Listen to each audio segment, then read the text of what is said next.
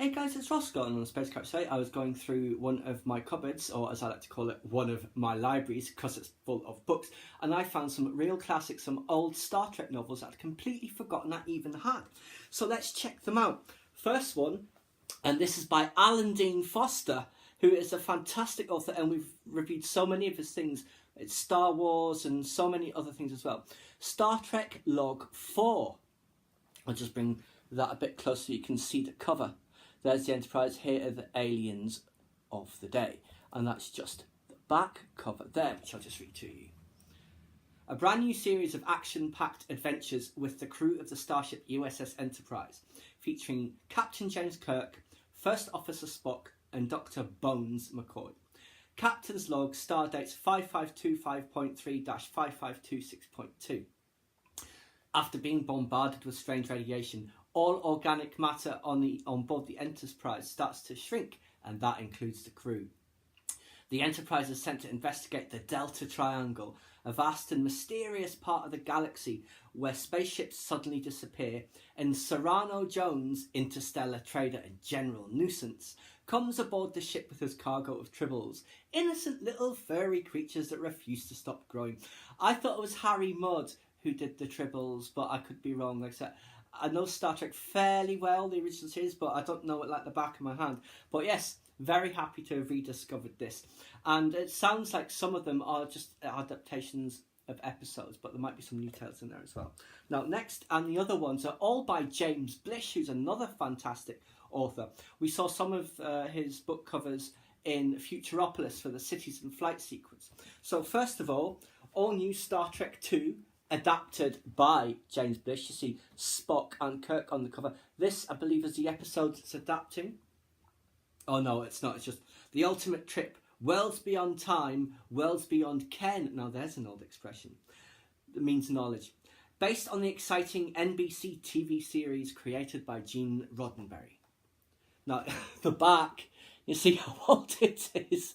Let me just see how old this was. When was this printed? 1968, February. Let me just quickly check the other one.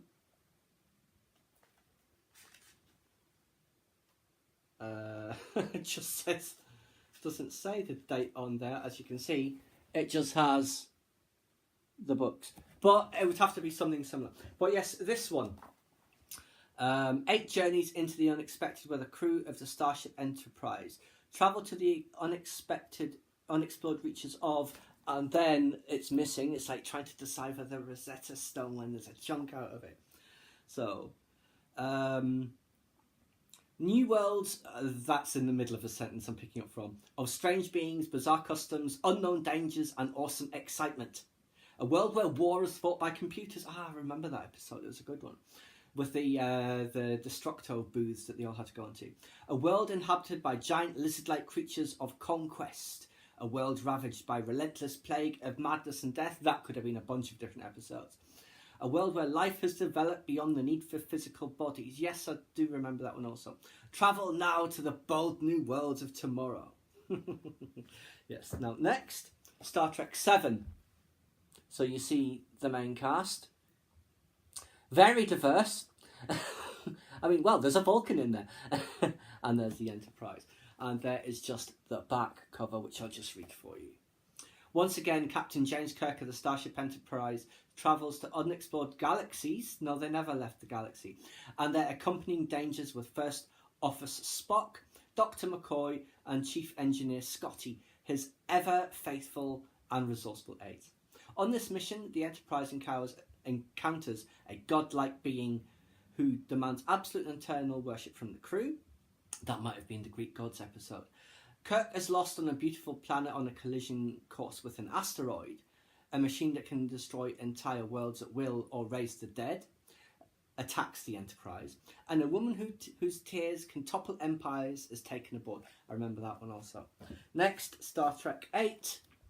Same sequence, obviously. Again, these are all by James Blish. There's just the back cover. It's the same paragraph as the same. Unexplored galaxies, resourceful aids. On their latest mission, Starship Enterprise and her crew journey to a glaciated wasteland where beautiful women rule. Oh, Kirk would love that. Defeat the ferocious double of Captain Kirk at large on the ship. Oh yes, the Mirror Universe. Visit an eerie planet where it's always Halloween. I don't remember that one. And travel beyond the edge of the galaxy. Actually, now I think about it, there was an episode that did that, but obviously it was at Star Trek V, the one that Shatner directed. That was to the centre or the edge of the galaxy, something like that. The last Star Trek 10, someone's scribbled and coloured that in. It wouldn't have been me because I didn't have these books from the beginning. So when was this one published? Again, it just has the list. It doesn't say when. So, the Starship... No, it's that one again. Oh, actually, it's slightly different.